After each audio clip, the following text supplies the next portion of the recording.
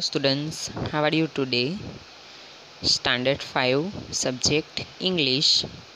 વિદ્યાર્થી મિત્રો, આપણે લિટલ સ્ટેપ્સ જોઈ રહ્યા હતા. એમાં આજે આપણે જોશું લિટલ સ્ટેપ્સ 13, 14, 15. નાના નાના સ્ટેપ્સ છે, બરાબર છે. 13, 14, 15, 13, 14 અને 15. લિટલ સ્ટેપ્સમાં આપણા આ છેલ્લો સ્ટેપ્સ છે, બરાબર છે. આપણે અગાઉ 1 થી લઈને 12 સુધી સ્ટેપ્સ શીખી ગયા. હવે આજે આપણે જોશું 13, 14, 15. Activity 1, rhyme. સાંભળો, દોહરાવો અને અભિનય કરી ગાઓ. Sharing switch. હવે વિદ્યાર્થી મિત્રો, દર વખતની જેમ તમને ખબર જ છે કે આપણે મિનિંગ્સ લખવાના હોય છે. કોઈ પણ રાયમ હોય કે સ્ટોરી હોય તો હું તમને મિનિંગ્સ લખવા માટે આપું છું, જેથી કરીને તમે એનું ટ્રાન્સલેટ કરી શકો, બરાબર છે ને. ગુજરાતીમાં ભાષાંતર કરી શકો. તમને મિનિંગ્સ જ નહીં આવડતા હોય, તમે મિનિંગ્સ નહીં લખ્યા હોય તો તમે કઈ રીતે કરી શકો? તો સૌપ્રથમ તમારે શું કરવાનું છે? ઇંગ્લિશની નોટમાં તારીખવાર લખવાના છે. ત્યાર પછી લિટલ સ્ટેપ્સ 13, 14, 15 હેડિંગ આપવાનું. ત્યાર પછી લખવાનું છે એક્ટિવિટી 1, રાઇમ, શેરિંગ સ્વિચ, બરાબર છે. અને ત્યાર પછી આ મિનિંગ્સ લખવાના છે. ટુ શેર એટલે વહેંચવું, સ્વીટ્સ એટલે મીઠાઈ, 1 એટલે 1, 2 એટલે 2, 4 એટલે 4, સ્ટીલ એટલે હજી પણ, 3 એટલે 3, 6 એટલે 6, બિગ એટલે મોટું, સ્ટીક એટલે લાકડી, 8 એટલે 8, પ્લેટ એટલે થાળી, 5 એટલે 5, 10 એટલે 10, કાઉન્ટ એટલે ગણવું, અગેઇન એટલે ફરીથી. આ જે છે આ તમારે મિનિંગ્સ લખવાના છે શેરિંગ સ્વિચ રાઇમના, બરાબર છે. હું આ પ્રમાણે રાખું જેથી તમે એના સ્ક્રીનશોટ પાડી શકો.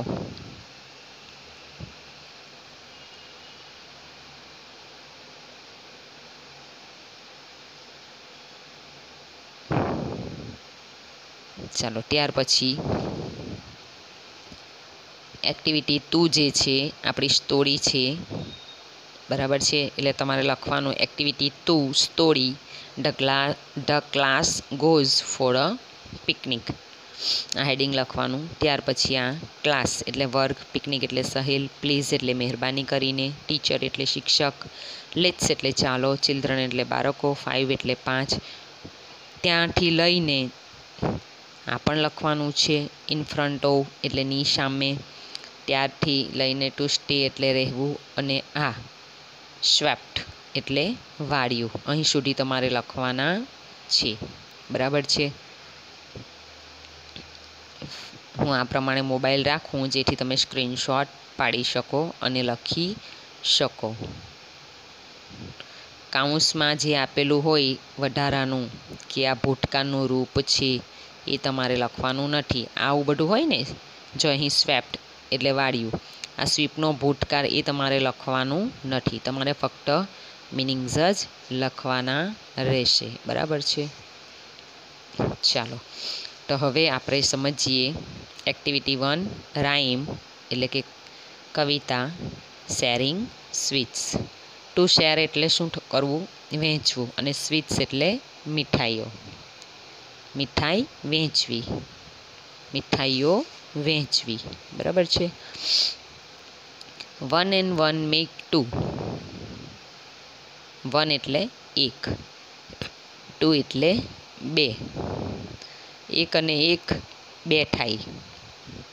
1 is for me and you. મી એટલે મને અને યુ એટલે તને, બરાબર છે. 1 1 મારા અને તારા માટે. 2 and 2 make 4. 2 અને 2 4 થાય. 2 એટલે 2 અને 4 એટલે 4. 2 અને 2 4 થાય. 1 each and still 2 more, બરાબર છે. એ શું કહ્યું છે કે 1 અને 1 અને હજી પણ 2 વધારે. 1 1 અને હજી પણ 2 વધારે. 3 and 3 make 6. 3 અને 3 6 થાય. બિગ લોલીપોપ્સ ઓન સ્ટિક્સ, કે લાકડીઓ ઉપર મોટા લોલીપોપ. લોલીપોપ તો તમે ખાધા જ હશે ને.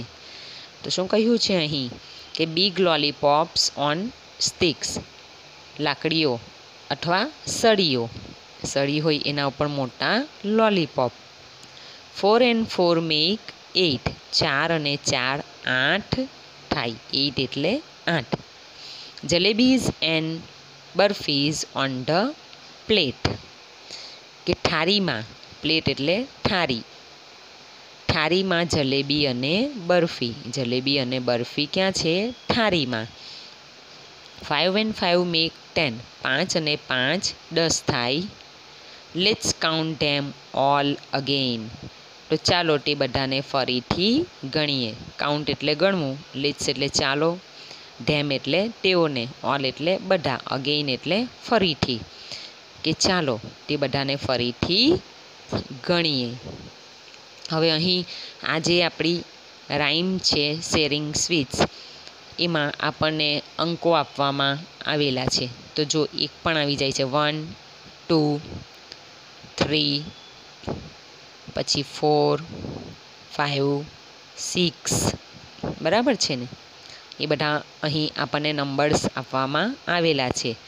કવિતાની સાથે સાથે અહીં આપણે નંબર પણ જોઈ શકીએ છીએ કે 1 અને 1 2 થાય છે, એક તારા માટે એક મારા માટે, 2 અને 2 4 થાય, હજી પણ 1 2 વધારે, 2 તારા માટે 2 મારા માટે, 3 ને 3 6 થાય. પછી લાકડીઓ પર મોટા લોલીપોપ છે, 4 ને 4 8 થાય. પછી થાળીમાં શું છે? જલેબી અને બરફી છે. 5 અને 5 10 થાય. તો ચાલો પાછા આપણે તેને ફરીથી ગણીએ. એ બધું અહીં કહ્યું છે, બરાબર છે. હવે અહીં જુઓ, તો આપેલ અંક માટે કાવ્યમાંથી યોગ્ય શબ્દ શોધીને લખો. કાવ્યમાં ન હોય તે શબ્દો તમારા પાસેથી જાણો. હવે અહીં શું છે કે અંક લખવાના છે, પરંતુ અહીં આપણે લખશું નહીં, કારણ કે એમાં અહીં આવશે ONE1 એટલે 1, TWO2 એટલે 2, 1 2 3 4 5 6 7 8 9 10, બરાબર છે. ત્યાર પછી જુઓ અહીં ઉદાહરણ પ્રમાણે તમારા પરિવારના સભ્યોના અથવા મિત્રોના મોબાઈલ નંબર લખો. ઉદાહરણ આ પ્રમાણે આ મોબાઈલ નંબર આપવામાં આવેલો છે. અહીં તમે તમારા મિત્રના નંબર લખી શકો છો અને તે પ્રમાણે તમે 2834710645 એ પ્રમાણે તમે લખી શકો. જો અહીં 2 છે તો અહીં લખ્યું છે 2, 8 3 છે તો 3 લખ્યું છે, 4 છે તો 4, 7 તો 7, 1 છે તો 1, અહીં 0 છે તો 0, ત્યાર પછી 6 4 5 તો 6 4 5 તે અહીં તમે લખી શકો, પરંતુ આ આપણે કરવાની જરૂર નથી. ઓકે, ચાલો હવે આપણે જોશું એક્ટિવિટી 2. એક્ટિવિટી 2 છે એમાં આપણને એક સરસ મજાની સ્ટોરી આપવામાં આવેલી છે, ચિત્ર આપવામાં આવેલા છે. આપણે એમને દરેક સ્ટોરીમાં આપણને ચિત્ર આપવામાં આવેલા હોય છે, જેથી કરીને આપણે સારી રીતે સમજી શકીએ, બરાબર છે. તો એના મિનિંગ્સ મેં તમને લખવા આપી જ દીધા છે. પીરિયડ શરૂ કર્યો એ પહેલાં જ મેં તમને લેસન આપ્યું છે સૌ, બરાબર છે ને. તો જુઓ એક્ટિવિટી 2, ચિત્ર જુઓ, વાર્તા સાંભળો અને વાંચો. The class goes four a picnic. હવે અહીં આ ક્લાસ આપવામાં આવેલો છે. જો તમારો ક્લાસરૂમ છે, વર્ગખંડ, એમાં આ જે છે એ ટીચર છે. કોણ છે? ટીચર, બરાબર છે. હવે આ જે ટીચર છે તો એમના સ્ટુડન્ટ ટીચરને શું કહે છે કે ચાલો પિકનિક પર જઈએ. ક્લાસમાં ભણી ભણીને થાકી ગયા હોય છે, બરાબર છે ને. દરેક સ્કૂલ પિકનિક પર લઈ જ જાય છે. તો આ જે સ્ટુડન્ટ છે એ પોતાના મેડમને શું કહે છે કે ચાલો મેડમ આપણે પિકનિક પર જઈએ. જો ચારે બાજુ અહીં બેઠા છે અને જે મેડમ છે એ વચ્ચે બેઠા છે. હવે મેડમનું નામ શું છે? તો મિસ ગૌરી, કુમારી ગૌરી હોય છે. આ મેડમનું નામ શું હોય છે? કુમારી ગૌરી, બરાબર છે. ચાલો હવે પિકનિકની વાત થાય છે ત્યારે કોણ શું કહે છે તે અહીં આપણને આપવામાં આવેલું છે. તો હવે આપણે અહીં જોઈએ the class goes four a picnic. Class એટલે વર્ગ, ગોઝ ફોર અ પિકનિક એટલે વર્ગ સહેલ પર જાય છે. પિકનિક એટલે શું થશે? સહેલ. બરાબર છે, સહેલ. વર્ગ સહેલ પર જાય છે. Let's go for a picnic. શું કહ્યું છે અહીં કે જો આ બોલે છે કે let's go for a picnic, ચાલો સહેલ પર જઈએ. Yes we want to go for a picnic. હા, અમારે સહેલ પર જવું છે, જો આ બોલે છે. બરાબર છે ને, અહીં તીર આપવામાં આવેલું છે. ત્યાર પછી જુઓ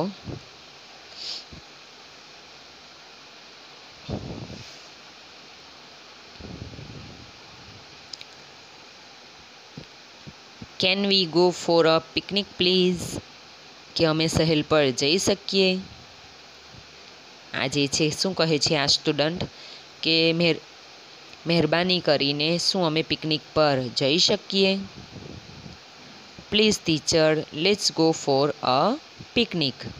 શું કહ્યું કે મહેરબાની કરીને ચાલો ટીચર આપણે પિકનિક પર જઈએ, સહેલ પર જઈએ.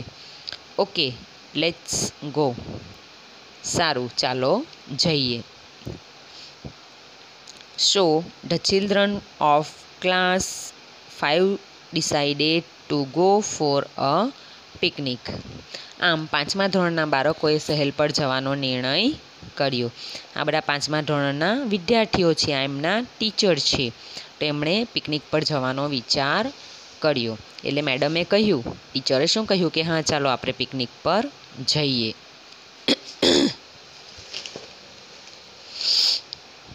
એટલે 5મા ધોરણના બાળકો જે છે એ પિકનિક પર જાય છે. જો અહીં આપણે બસ જોઈ શકીએ છીએ.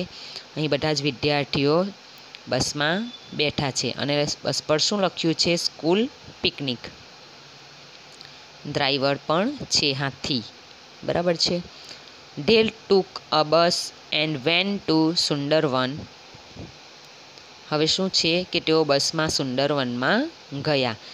પિકનિક પર જવા માટે કોઈને કોઈ સ્પોટ હોવો જરૂરી છે. તો એમણે શું પસંદ કર્યું છે? તો સુંદરવન. તો તેઓ બસમાં બેસીને સુંદરવન ગયા. It is a picnic spot in the jungle. તે જંગલમાં એક નાનું સહેલનું સ્થળ છે, કે તે જંગલમાં એક પિકનિકનું સ્થળ છે. શું? તો Sundarvan. All of them got down from the bus.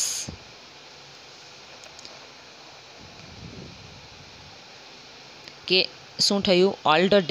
All of them got down from the bus, કે તેઓ બધા બસમાંથી નીચે ઉતર્યા. Got down. બરાબર છે. દે સ્ટાર્ટ ટુ વોક ટવાર્ડ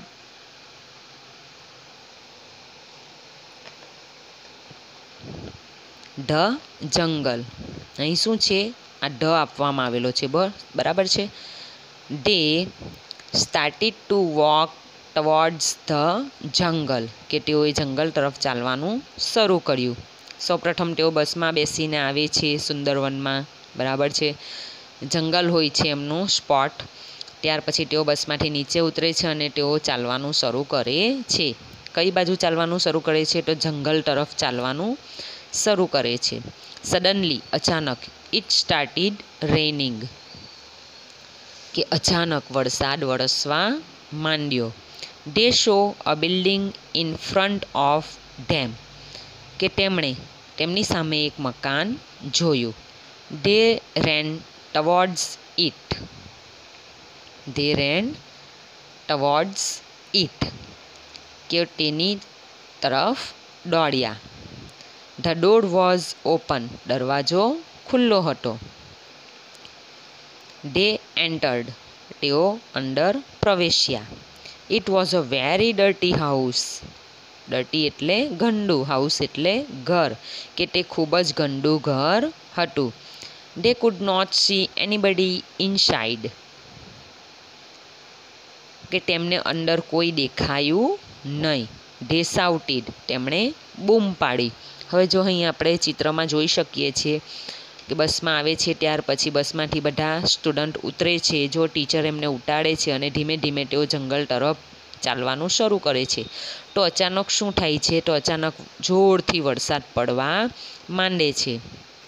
હવે વરસાદ પડવા લાગે છે એટલે બધા જ વિદ્યાર્થીઓ અને ટીચર એમને એક સામે ઘર દેખાય છે, તે ઘરમાં જવા માંડે છે. તો જુએ છે તો ઘર ખૂબ જ ગંદુ હોય છે, કે બારણું પણ ઊંઘાડું હતું. તેઓ અંદર ગયા, અંદર ઘરમાં ગયા, બરાબર છે.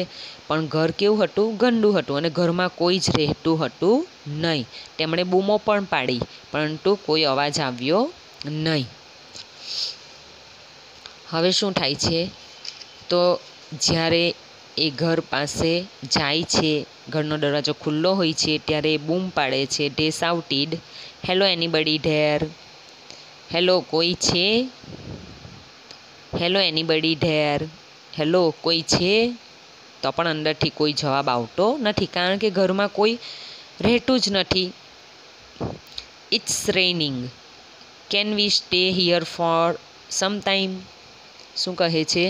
કે વરસાદ વરસી રહ્યો છે. ઇટ્સ રેઇનિંગ, વરસાદ વરસી રહ્યો છે. Can we stay here for some time, કે અમે થોડો સમય અહીં રહી શકીએ. Yes, I think nobody is there. પછી એ પોતે જ કહે છે કે હા, મને લાગે છે કે કોઈ નથી. Let's stay here for some time, કે થોડો સમય અહીં રહીએ. લેટ્સ એટલે ચાલો, કે ચાલો થોડો સમય અહીં રહીએ. સમ ટાઈમ એટલે થોડો સમય, સ્ટે એટલે રહેવું. યસ એટલે હા, આઈ થિંક એટલે તેમણે વિચાર્યું, મને લાગે છે. નોબડી એટલે કોઈ પણ, ઇઝ ધેર કોઈ પણ અહીં નથી. Yes, I think nobody is there, let's stay here for some time, કે મને લાગે છે કે અહીં કોઈ નથી, ચાલો થોડો સમય અહીં રહીએ. થોડો સમય એટલે ક્યાં સુધી? કે જ્યાં સુધી વરસાદ ધીમો નહીં પડે અથવા બંધ નહીં પડે ત્યાં સુધી.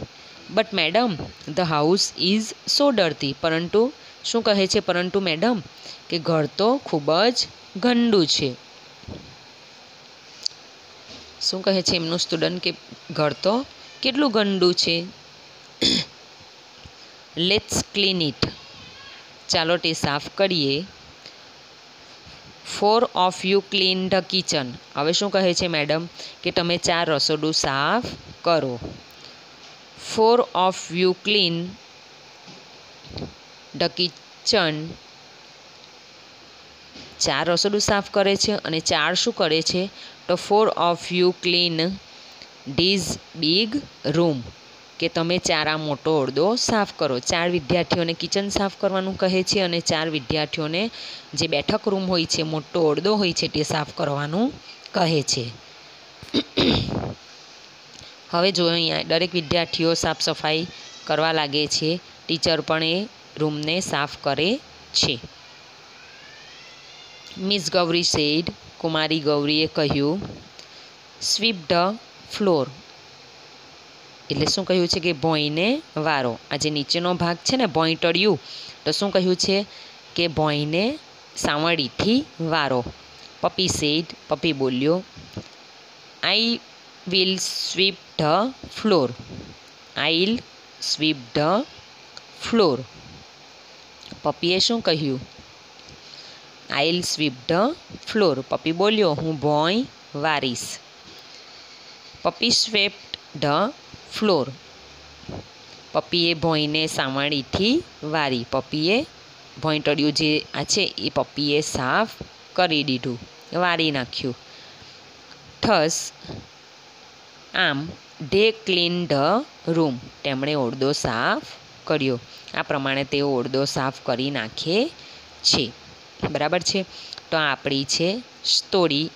એક્ટિવિટી કઈ છે? એક્ટિવિટી 2 છે. તો એક્ટિવિટી 2 પણ આપણે જોઈ લીધી. બરાબર છે. હવે છે ત્યાર પછી ડેઝ ઓફ ધ વીક. અહીં આપણને આપણા જે વાર છે, અઠવાડિયાના જે વાર છે, એ અહીં આપણને આપવામાં આવેલા છે. તો હું તમને સમજાવી દઉં. Oh what a fun to play, કેવો રમવાની કેવી મજા. A new game every day, રોજ એક નવી રમત. કમ વોટ મે, કોઈ પણ સંજોગોમાં. માર્બલ્સ ઓન મંડે, હવે જુઓ સોમવારે કઈ રમત રમવાની છે તો માર્બલ્સ એટલે લખોટીની, સોમવારે લખોટી. લેડર્સ ઓન ટ્યુઝડે, મંગળવારે સાપસીડી. હોપિંગ ઓન અ વેનસડે, બુધવારે લંગડી. ટિપકેટ ઓન થર્સડે, બરાબર છે, ગુરુવારે મોઈ દાંડિયો. ફૂટબોલ ઓન ફ્રાઈડે, શુક્રવારે ફૂટબોલ. સ્કીપિંગ ઓન સેટરડે, શનિવારે દોરડું કૂદવું, સ્કીપિંગ કરવું. ક્રિકેટ ઓન સન્ડે, રવિવારે ક્રિકેટ રમવી. Come with us to play, અમારી સાથે રમવા આવો. હેવ ફન એવરી ડે, કે અને રોજ મજા કરો. અહીં ડેઝ ઓફ ધ વીક એટલે કે અઠવાડિયાના દિવસો, અઠવાડિયાના 7 દિવસ અહીં પેક આપવામાં આવેલા છે. પેક છે કે દરરોજ જ અલગ અલગ રમત રમવામાં આવે છે. તો સોમવારથી લઈને રવિવાર સુધી કઈ કઈ રમત છે એ અહીં બધી જ આપણને આપવામાં આવેલી છે. અને વારના નામ પણ આપવામાં આવેલા છે. સોમવાર, મંગળવાર, બુધવાર, ગુરુ, શુક્ર, શનિ, રવિ, બરાબર છે. લખોટી સોમવારે, મંગળવારે સાપસીડી, બુધવારે લંગડી, ગુરુવારે મોઈ દાંડિયો, શુક્રવારે ફૂટબોલ, શનિવારે દોરડું અને રવિવારે ક્રિકેટ. એ અહીં આપણે જોયું, બરાબર છે. તો અહીં આપણે આ ડેઝ ઓફ ધ વીક પણ ફિનિશ થાય છે. આવતા પીરિયડમાં આપણે સ્વાધ્યાય પોથીમાં લખીશું. ઓકે, આના મિનિંગ્સ લખવાના નથી, ફક્ત એક્ટિવિટી 1 અને એક્ટિવિટી 2 એના જ મિનિંગ્સ લખવાના છે, બાકી કંઈ જ લખવાનું નથી. આવતા પીરિયડમાં આપણે સ્વાધ્યાય પોથીમાં લખીશું. ઓકે, અને આ તમને જે મિનિંગ્સ લખવા આપ્યા છે એ સારા અક્ષરે લખવાના રહેશે ઇંગ્લિશની નોટમાં. Okay, thank you.